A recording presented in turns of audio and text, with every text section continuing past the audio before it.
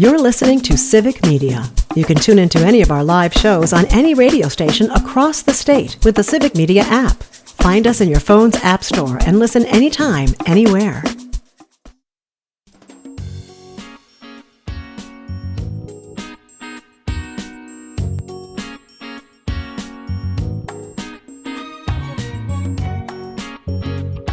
Live across Wisconsin on Civic Media, you're listening to Mornings with Pat Kreitlow, powered by Up North News. Now, from our Lake Wissota studio, here is the founding editor of Up North News, Pat Kreitlow. Hey, good morning. It is 7:06. It is nice to have you here in Oshkosh, live on this Friday morning, July 25th, 2025.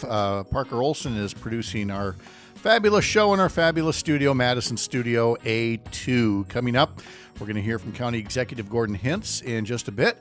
Also, it is Free Ticket Friday, your chance to win some Brewers tickets to see the Brewers-Cubs game next Wednesday afternoon.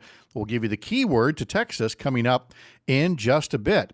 Our Week in Review panel is here as well. Former U.S. Attorney Jim Santel, journalist Mark Jacob, and Jennifer Schulze. Of course, we'll be talking about reaction to Governor Tony Evers and his announcement that he will not be running for a third term next year, opening up just a wide open primary for Democrats, for Republicans, and not just for the governor's race, but for lieutenant governor and theoretically, possibly attorney general, secretary of state, state treasurer, depending on what Josh Kaul and Sarah Godlewski and others decide to do. Could open up some legislative seats if some legislators decide to run for other offices. So there are just huge ramifications that we're going to get into, all put in place by Governor Evers' announcement yesterday. So that is all still to come, along with State Assembly Representative Lee Snodgrass and also Mike Clemens with sports.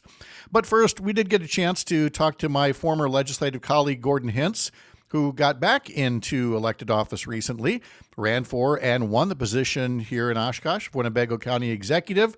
And so I started by asking him a bit about the role. We get into the level of county government and what it provides, the difference from being a state legislator, all with County Executive Gordon Hintz. And we are joined now by Winnebago County Executive Gordon Hintz. Gordon, hello. How are you? I'm good. Thanks, Pat. Good to be here. It's good to see you again. It's been a while since we were serving under the big white dome together there and doing other things. My other thing eventually included radio. Your other thing eventually included being a county executive. Tell me about the path to that. What made you decide to run for local elected office? Yeah, well, now that I'm older, about 25 years ago, I went to grad school wanting to be a city manager, and I went out to California after grad school to do a local government management assistant program, was a budget analyst, but then I kind of got fired up about politics, returned to Wisconsin, ran for the state assembly, eventually, getting elected, serving 16 years in the state legislature. I took a break after getting myself out, working for the Wisconsin laborers, doing workforce development and partnering with our union contractors, which was a great experience. But I realized I really missed public service. I missed being involved in community. And I don't think I ever lost interest in local government. I think I was burned out on partisan politics, on legislative politics, but I still felt the calling for public service. I got encouraged by people in the community to consider running, thinking we needed more professional government, and got back in running. It was a different kind of campaign, and it's really a different kind of role being the county executive, than it was sort of being a legislator. So it's my 100th day on the job. It's been a challenge, but I think I've realized certain things about myself and what I'm motivated to do, and what I enjoy in terms of the kind of work I do. Well, you get to do all sorts of things on policy, and we'll talk about local government. But there is those things that are also front-facing, very public. This week is one as big as it gets for AirVenture being in Oshkosh. What's the week been like so far? It's been great. The weather's mostly been cooperative, which is what we like to see. I don't think we've had any major incidents. On Monday, I've done the EAA tour before, where we go out with AirVenture. I used to invite legislators up to kind of see the world's biggest air show. I went out with our airport director and did it from a county standpoint. Since it's the county airport, it's sort of the big deal to drive around, get an idea of how things work, the partnership between the county and EAA. But all indications are things that are going well. We just got an economic impact study that shows what the benefit to the community is. EAA continues to grow, continues to be a part of the community for what has been a great long-term partnership. And but it's definitely, the traffic is busier in Oshkosh. The businesses and restaurants are full, but it's yeah, I think it's a good relationship even for the community that may not be in airplanes. Yes, I mean, and a lot of it, these are nice. They're nice problems to have. Other communities would like to have some of those problems for 1 or 2 weeks a year. So let's talk about county government itself. And you come at it from an executive standpoint now as a former legislator. And I come at it as, I mean, that was my first beat, was covering county boards. I have long since lost count of how many county board and county board committee meetings I covered, all throughout Northwest Wisconsin over the years. But it's something most people don't think about. So when you do get that puzzled look when you tell somebody you're the county executive, what is it about the county level of government in Wisconsin especially that is so instrumental to the everyday lives of our communities? Yeah, I mean, we are arms of the state. We have mandated services that the state requires the county to implement, everything from, administering, badger care, child support services, legal services, aging and long-term care, other social services. Human services are probably the biggest part of the, county agencies. But the sheriff's office, public health, the highway department, but it's not, I think people identify with the school district. They know what schools do. They identify with their municipality. They know they call the police, the garbage gets picked up, the snow gets plowed. But a lot of the county services, if you don't have a direct interaction with them, you may not be as familiar. If you're not using some of those services, if you're not using the nursing home, if you don't know somebody involved. And I think that's something that we need to do a better job of promoting the work that the county does so that the public gets it, and that we make sure that the priorities of the county are in line with what the priorities of the community are. And I realized it during the campaign, and I realize it, more being executive. It's incredible to hear that when you were covering the news on TV that you actually covered county government, given how little attention it seems to receive now. And we're, trying to work on that, with traditional and non-traditional media. But, we're up against the same challenges in this environment that everybody is. Without a doubt. And yet you have to be responsive. You are local that way. And so let's close by looking at your first 100 days in office and then maybe the next 100. Tell me something that you've been very happy with, that you've done new in the position. And then what's something that you're really hoping to accomplish in the next 100 days, or well into what may be your first term? Well, I mean, prioritizing engagement with the public, especially our municipal partners, reaching out to the other local governments in the county. Winnebago County is sort of the northern part of the county, Neenah, Menasha, Fox Cities, which probably identify with Appleton more. And then Oshkosh, it's its own thing. And then the western communities, we're sort of divided into thirds, and trying to get everybody focused on what can Winnebago County do? How can we partner as, with municipalities and with other nonprofits? I've been trying to build those relationships and make everybody know that we are going to be a partner. Probably the biggest thing that we've been spending time on is the acquisition of UW-Fox. They closed the 2-year campus. We had co-owned it with Outagamie County. We've since, my first day, the board bought them out for $1. We were able to preserve the existing childcare center there, maintain the Barlow Planetarium, but we're working on a redevelopment plan for the campus of 43 acres to hopefully not only make it financially sustainable to preserve the theater and the field house and the public amenities people appreciate, but also get some development that adds tax base for the county and for the community. And so getting us to this point have been so far, but we've got a lot of work to do. But that's been what's consumed a lot of the first 100 days. And the next 100 days will involve a lot of budget development, and that'll be continued to be transparent, engage the public. We're going to propose the budget a month earlier than normal so we can take it on the road, so we can do some town halls, so we can hit the Rotary clubs and really use it as an opportunity to promote the good work that county government does. County Executive for Winnebago County, Gordon Hintz. Gordon, great to catch up with you. Thank you very much. Congratulations on the new job. Wish you all the best going forward. Thanks for having me, Pat. Nice to talk to him as we are here live in Oshkosh this morning. Just in time to cover some breaking news. Got here just as Governor Tony Evers was making the announcement that he would not run for a third term next year. And Parker, I wanted to start a game from this. I wanted to say, okay, look, we're going to get probably a dozen candidates. Yeah. I wanted to get a list of a dozen names or so of potential candidates, and then have people guess the order in which they were going to announce. Ooh, I like that. And then see who was closest. Unfortunately, It's already the game's already underway. Yeah. We already have the first two names on the list, as Lieutenant Governor Sarah Rodriguez made official this morning that she is going to be a candidate for governor. The Lieutenant Governor has been with Governor Evers on this first term. You'll recall Mandela Barnes was Lieutenant Governor during Governor Evers' first term and then left that post to campaign for U.S. Senate. Sarah Rodriguez, a former emergency room nurse, now saying officially that she is a candidate for governor next year.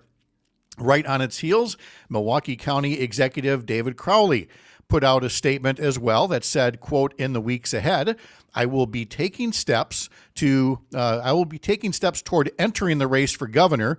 The stakes are simply too high to sit on the sidelines." So there you have it. Not 24 hours removed from Governor Evers' decision not to run for a third term, and you already have the first two Democratic candidates in the race. You have two announced Republican candidates in the race, Washington County Executive Josh Schoeman and businessman Bill Berrien. And so you have two Democrats, two Republicans, and trust me, many, many more will be getting in the race. These will be wide open primaries August of next year, which is not, again, a wide open primary is not necessarily a bad thing or a good thing. It just is. We have an open race for the first time in well over a decade. And so when you have that situation come up, expect a whole bunch of people to be introducing themselves to you and asking you for your vote. That August primary is going to be super important. So as we get approaching that, just over a year from now, realize the value of not just waiting for November to vote for governor, but you're going to be asked to pick from a large field of candidates for governor, for lieutenant governor, and potentially for attorney general, secretary of state, state treasurer, depending on who all gets in and how all the dominoes fall, which started with Governor Evers' announcement yesterday. A local update is next for some of you. Our Week in Review panel is on the way as well. But first, it is Free Ticket Friday. So tell you really quick here, get that Civic Media app, go to one of the stations, use the text feature, and text us the word BREW, B-R-E-W. Not Brewers. I saw that in one or two folks, but BREW, B-R-E-W. You're in the running for a statewide drawing to win 4 tickets to the Brewers Cubs game next Wednesday afternoon at American Family Field. From the heart of America's up north, live from Oshkosh this Friday, I'm Pat Kreitlow. This is the Civic Media Radio Network.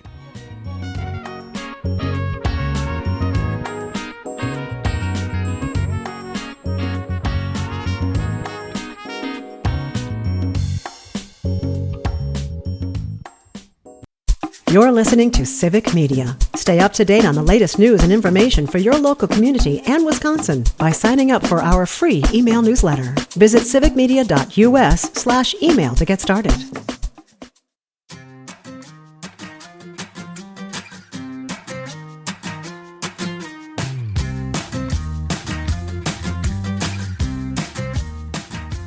It is a busy Friday morning here live from Oshkosh on the Civic Media Radio Network. I'm Pat Kreitlow. If you missed it a bit ago, not only have we been talking about Governor Tony Evers announcing he would not run for re-election, he will not run for a third term next year, but the first couple of candidates have already announced on the Democratic side. Lieutenant Governor Sarah Rodriguez announces she will run for governor, and Milwaukee County Executive David Crowley said he is preparing to announce a race for governor of his own. Of course, there are several other folks that are said to be considering a run in this wide open primary, and so we will be tracking all of that in the coming weeks and months ahead. But let's turn our attention to our Week in Review panel. Former U.S. Attorney Jim Santel. We've got journalist Mark Jacob and Jennifer Schulze here as well. And I'm going to start with our Chicago area journalist first, because even though you're not up here in America's Dairyland, you follow enough news and enough politics, including from here next door, that if I were to ask you to say something about Governor Tony Evers and his significance from a national political standpoint, what he did with a Republican legislature and things like that, I am safely assuming you guys have some thoughts on that. Mark, let's start with you this morning. Yeah, I think he's really earned a reputation as someone who's really clear spoken, and you know where he stands. He doesn't try to, sneak around or do. He doesn't play politics. He actually plays government, and he really, the reputation of Tony Evers down one state south of Wisconsin is really pretty solid. And in some ways, I feel really. When I heard the news, I kind of groaned. I wanted him to stay governor. Mm-hmm. And, Jennifer, before I go to you, I think another way of putting it is Senator Tammy Baldwin told us Tony embodies the best of the Wisconsin way. He knows what is right. He's willing to fight for it, but is a level-headed, Midwestern nice guy, always willing to bridge divides if it's right for the state. Is that the impression that you think others got from outside our borders? Yes, absolutely. I mean, like Mark said, a focus on government, not politics, I think is what Americans are hungry for. At least I know we are here in Illinois, and we're lucky to have a solid governor also. But the other thing about Tony Evers is he held the line, because I hate to think what would have happened in Wisconsin had one of his Republican challengers won in either election. We see like what's happened in Virginia with Glenn Youngkin there, even though it's a purple state at best, right? He's done some terrible things there more recently with the universities. I can't imagine what would have happened. I know the University of Wisconsin's been facing some challenges with the legislature there, but Tony Evers has been good for Wisconsin. He's been good for the Midwest, and he's been good for the country. And Jim Santel, of course, you being a former U.S. attorney here in Wisconsin, have seen even closer the impact that the governor's had during what is going to be his 8 years in office. Absolutely. And we sometimes think about these issues plainly at a time when we were going to have lots of candidates. Remember 2010, I think we had 14 on the Democratic side alone.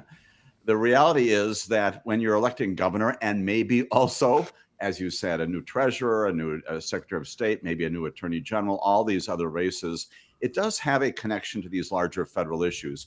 The notion that somehow government between state and federal is completely divided, that's not how our country is organized. And I will tell you, as U.S. attorney for just about 6.5 years or so, assistant U.S. attorney before that, lots and lots of connections between state government, all those entities, and what your federal government is doing, not just in the U.S. attorney's office, but in many other federal agencies right here in Wisconsin.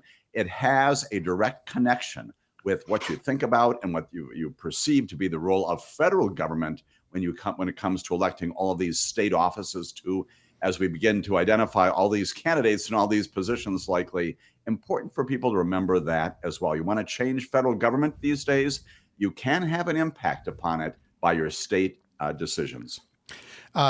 Mark, the first candidate to announce was Lieutenant Governor Sarah Rodriguez, and I see that the quote that is already being pulled from her announcement goes like this: "We've got a maniac in the White House. His tariffs are killing our farmers, and his policies are hurting our kids." That's probably some solid political advice she was given to lead with Trump, because certainly whoever wants Trump's nomination on the Republican side isn't going to shy away from the president either. Yeah, well, and you see Trump's approval rating is really, slipping. I mean, he's below 40% now, and even on issues like immigration. So we'll have to see what happens between now and the midterms. But I think running against Trump is a smart political move, and it is refreshing to hear her not like mince words. I mean, he really is behaving like a maniac. His whole, he's behaving as if there's no Constitution. He's tearing everything down. Well, he's also been able to, do that and get away with it a lot. Yeah. One of the things we'll talk about after the next break is, by having his political appointee at the FCC there to, push Stephen Colbert out the door before they could approve the merger between Paramount and Skydance, something that happened yesterday. And Jennifer's written about that with her column over in Substack, Indistinct Chatter. Mark, meanwhile, has been writing about the feeding frenzy that finally is feeding on Trump, which is not something we thought we'd ever see. But we also didn't expect really the complete 180 that Trump is doing on the Epstein files. And so we've got a lot of ground to cover there. Of course, there's no shortage of legal news that Jim Santel will tell us about as well, hosting Amicus, a law review on Saturday mornings starting at 9 o'clock across the Civic Media Radio Network. But here on the network, some of the stations anyway, there will also be baseball coming up this afternoon, the Brewers versus the Miami Marlins. Coverage will begin at 2:35 on stations in Richland Center, Racine, Kenosha, Park Falls, Hayward, and right here in Oshkosh on WISS. And again, it's Free Ticket Friday. If you text BREW to us using the Civic Media app, go to one of the stations, text the word BREW, B-R-E-W. You could be in the running, a statewide drawing for 4 tickets to next Wednesday afternoon's game, the Brewers versus the Cubs. Live from Oshkosh this morning to get our weekend going, I'm Pat Kreitlow. This is the Civic Media Radio Network.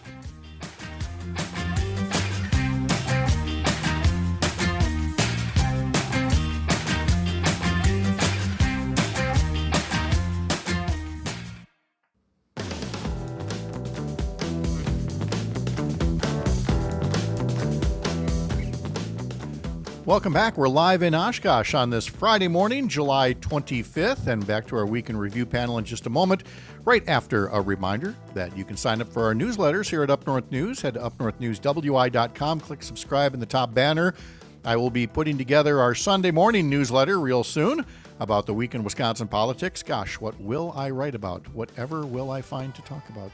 I'm sure there will be something in there, including a question of the week and the responses to this week's question, which was, what do you think of candidates that run ads super early, like more than a year before the election, as Bill Berrien is doing?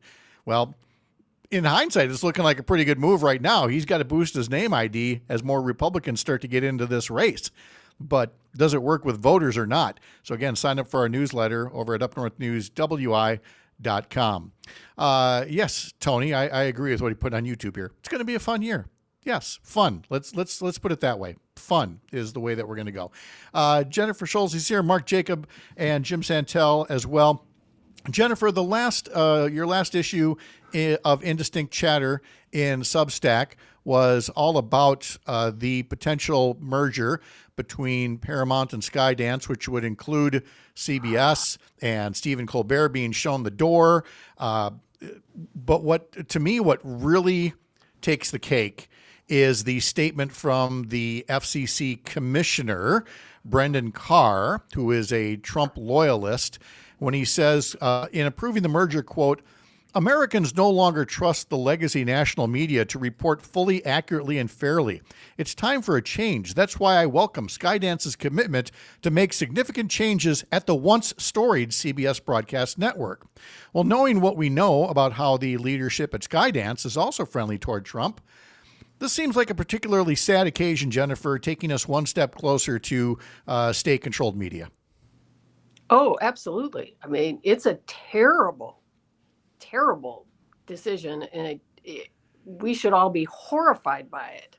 I can't imagine what's going to happen to CBS or how quickly it's going to change. It's going to change. The question is, how quickly is it going to change, and how will we see it? Will it be a slow moving thing? Will it be sudden, everybody's gone? But what it is so startling to see one of the grandest broadcasters and journalism entities in our modern time taken over in this way. And we should all be really, really concerned about it. It's a very bad thing for the country, very bad. And so while we're concerned about it, Mark, the question becomes, what does everybody else do about it? Now, we've seen, ABC capitulate in some way, shape, or form. Meanwhile, we've seen the Wall Street Journal, of all places, being the one most likely to punch back. What is it that other media sites are going to have to do once they see CBS change, which, as Jennifer said, it's almost certain that CBS will? Well, I think the real problem is corporate media that cares way more about profits than about doing good journalism, and that was totally the case with Paramount and the CBS thing. There are some good outlets. There is ProPublica. There's The Guardian is based in the UK, but it does one of the best jobs of reporting on American media of anyone. Now, the Wall Street Journal thing is kind of odd because that's Rupert Murdoch, the same guy who owns Fox News. But my feeling about that is that Rupert Murdoch is just serving his customers, and the Wall Street Journal customers want facts and truth, and the Fox News customers want to be lied to, and he's very happy to serve both audiences. In your newest newsletter of Stop the Presses, get it at stopthepresses.news. The headline is, "A Feeding Frenzy Finally Feasts on Trump." And that takes us to the Jeffrey Epstein saga, which again is unnecessarily convoluted when you had a whole bunch of people saying, release the files. And now the president of the United States is saying, actually, there's nothing there. And it was a hoax. And you supporters of mine, you're stupid if you believe it. Small wonder this has backfired, Mark. No, yeah. I'm surprised about two things regarding this. One, that the news media actually picked up on it, because this has frankly been an underplayed story for a decade, and my point is that none of the Trump scandals have really taken hold the way they should. And this one certainly didn't, but then he promised his followers that he'd release files and then the client list, and then the client list doesn't exist. And so I understand why they're mad about it. So I was surprised that the media stayed on it and is still staying on it. And we're almost up to the third week. And the other thing I'm surprised about is that Trump has botched the issue so badly. I mean, when you announce to your followers that, stop talking about this, they're not going to stop talking about it. That's the sure way to get people to talk more about it, is when you demand that they stop talking about it. The one thing here, Jim Santel, that is troubling to me, and I know it is troubling to you, though, is how they are trying to distract, how they're trying to cover their tracks, or how they're trying to change the direction. Specifically, a deputy attorney general meeting with the imprisoned Ghislaine Maxwell, who was Epstein's accomplice in all of this, the one who could say with any certainty that Donald Trump did or didn't have any untoward activity along with Jeffrey Epstein, but now he's president of the United States. So when a political appointee like this meets with her to either issue promises or threats, I mean, that meeting yesterday also crossed some kind of a line in my mind. How about you? And to what end? What are we doing here inside the Department of Justice?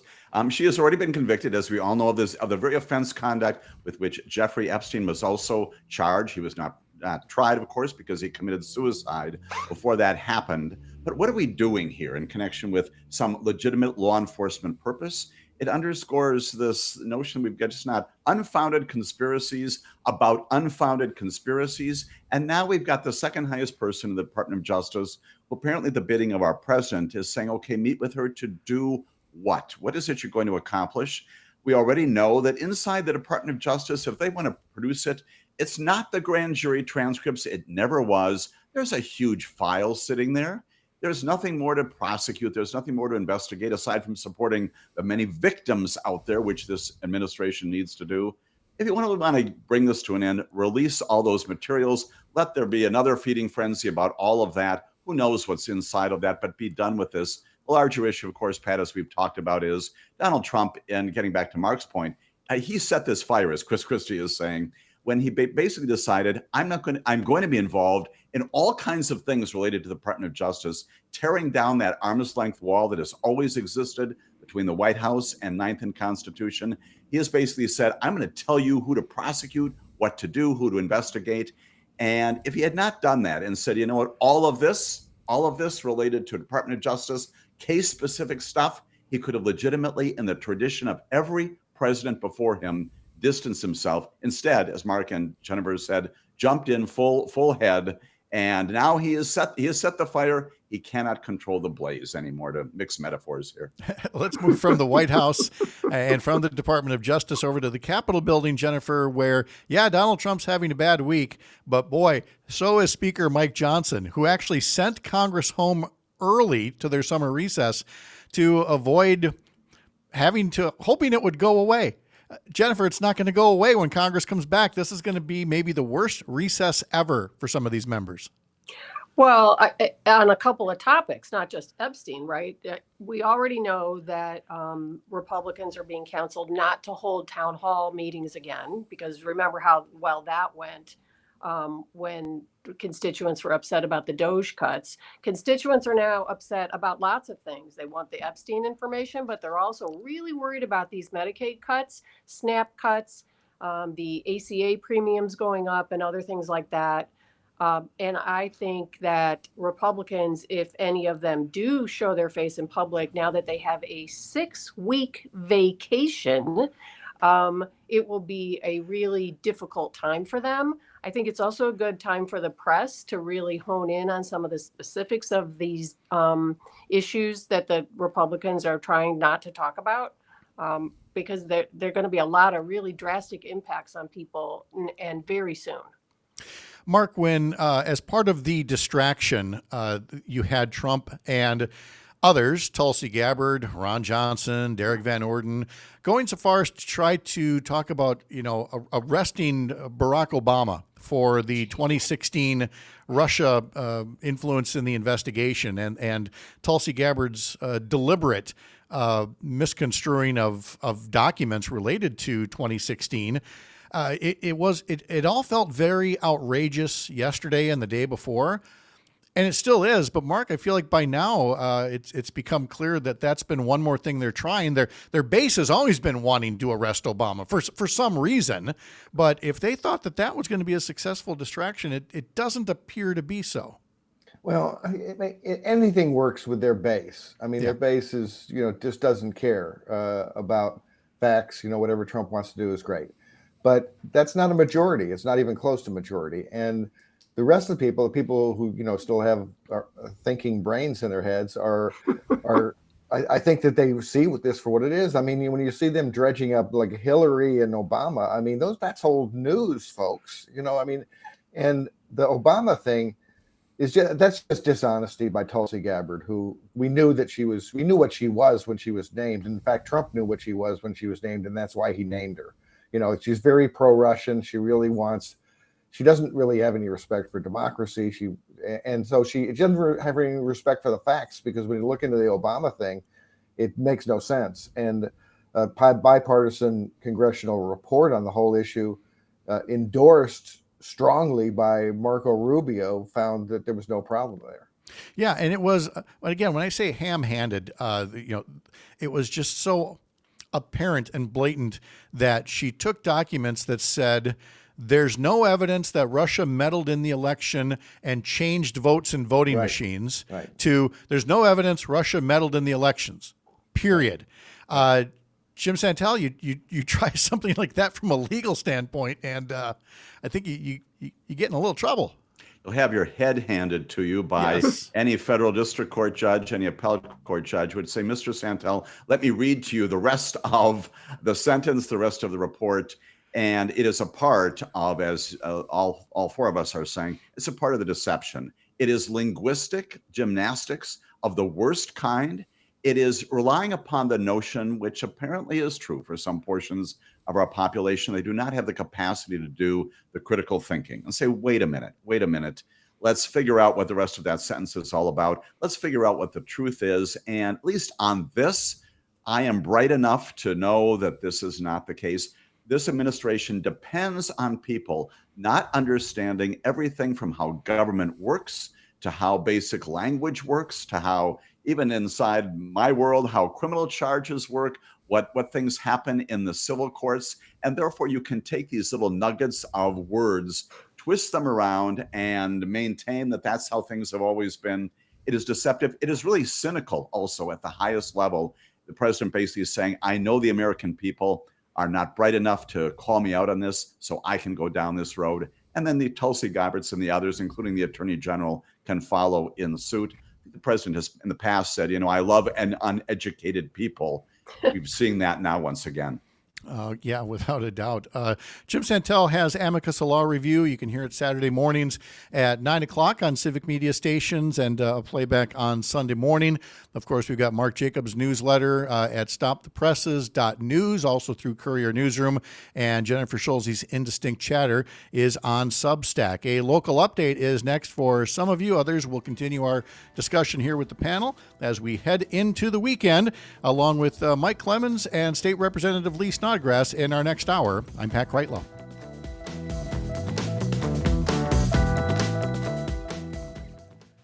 You're listening to Civic Media. Find the latest news, information, and archives of all your favorite shows on the Civic Media website, civicmedia.us.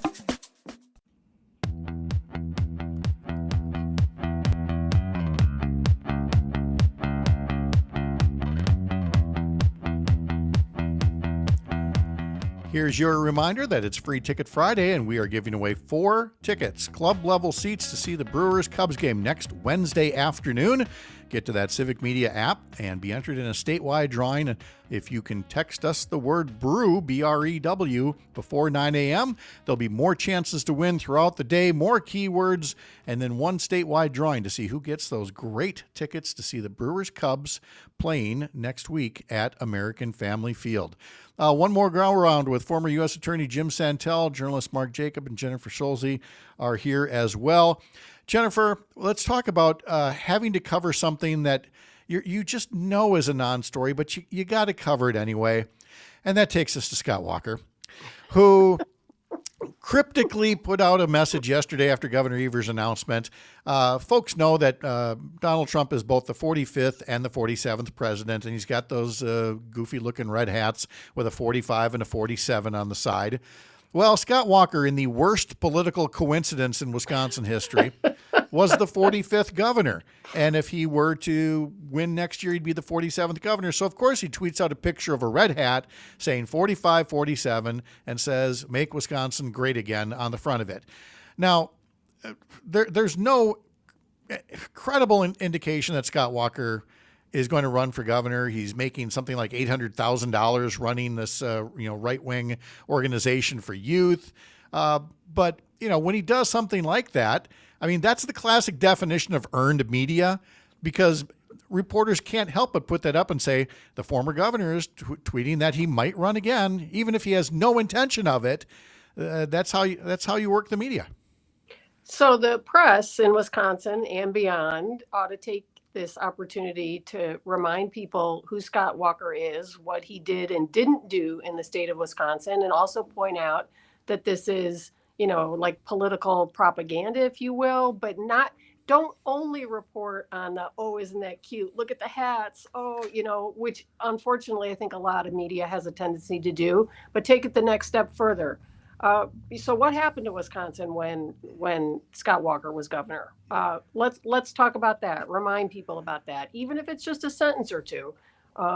He had a pretty disruptive time as governor of Wisconsin. The press should talk about that too. Yeah, not be afraid to go backward. Mark, it took you about 5 seconds for you to drop the word Foxconn when I mentioned it to you a little bit earlier as part of his legacy. Yeah, and I'm sure the people in Wisconsin have heard plenty about Foxconn, but we certainly have here. But sometimes you need to be reminded about the actual facts of things, because if you remember, Walker and Trump, ballyhooed as this is some giant triumph of theirs, and obviously it's a boondoggle, and that is just stenciled on Scott Walker's forehead, that whole mess, and people need to remember that they American public has a tendency to forget things, and that's why the press should be around to remind people of horrible behavior like that. Yeah, you can't just put out the cute stuff, the entertaining stuff. And Jim, when it comes to Donald Trump, that includes things that might sound a little in the weeds, but are so important. Taking me to a U.S. Supreme Court story that talks about the Consumer Product Safety Commission. Now, we always say that as if it's an organization that puts out product recalls and things like that. But there actually is a Consumer Product Safety Commission, and the U.S. Supreme Court, the conservative justices, said that Donald Trump has the right to fire the 3 Democratic members of the Consumer Product Safety Commission. That has far-reaching impact as well. It absolutely does, and it follows in the wake of our Supreme Court saying the same thing with something called the National Labor Relations Board that affects unions and labor in America, a thing called the Merit Systems Protection Board. I know it's very wonky, but those are the people who review, the inappropriate firings of people inside the federal government. All these are under attack, all of them being told that, yes, indeed, as commissioners, the people who make final decisions, you can be terminated. Even though you're an independent agency, the president is not your boss, not created that way. John Roberts and the other 5 members of our Supreme Court saying, go ahead and fire them. Even while the underlying challenges are unresolved, it is another, just happened this week with the Consumer Product Safety Commission. Why is that one important? These are not just yes, they do the recalls. These are the toys for your children and your grandchildren. These are household goods. These are the things that, frankly, are probably on the screens right now. They're at civic media and in everybody's home out there. These are the people who keep us safe. And when you destroy, basically, the constitution of the people who are making the big decisions there's a direct line to making us less secure out there. There's an issue related to lithium batteries that they wanted to stop coming into the country because of the danger. And that also got Donald Trump's ire, in addition to their complaining about staffing reductions. We can't do our job, Mr. President, if we keep doing these things. He gets upset. He says, you're gone. That's illegal. It is not legal. And yet the Supreme Court puts its stamp of approval on it. I don't have a question here for you. I'm just simply going to say that for the entirety of the Biden presidency, when people said Louis DeJoy is a Trump, toady, why is he, the commissioner of the U.S. Postal Service? Get rid of him. And the word we kept hearing from the administration is, well, to do that, we'd have to fire members of the Board of Governors, and then they would vote on a new postmaster general. And, that would be untoward. We can't break with tradition and fire those members. Mark, I hope we never hear anything like that again. Yeah, well, right now, you got to fight. And in Congress, right now you have some members wanting to do bipartisanship, and I just think those days are over right now. It's fold or fight time, and let's fight. I mean, it just seems like obstruction is patriotic right now. When you talk about what's happening in our government, is stopping them from doing horrible things is a great act of patriotism. Which lets us end where we began with Governor Evers and his ability to be a hockey goalie for 8 years with a legislature that was as far right as it was. Mark Jacob, Jennifer Scholze, Jim Santel, thank you so much as always. Have a great start to your weekends. You too. Bye, everybody. All right. Always good to see you all. In our next hour, we will have Mike Clemens along talking about sports.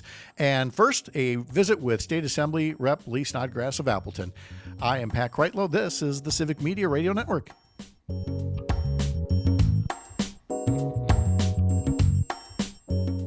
The national news cycle never stops, but it can be hard to find news about your local community. Civic Media is dedicated to providing quality local and state news coverage across Wisconsin. With the Civic Media app, you can get notifications about local stories that matter to you and your community. Find the free Civic Media app in your phone's app store and choose notifications from the menu to tell us what kind of news you want to hear about.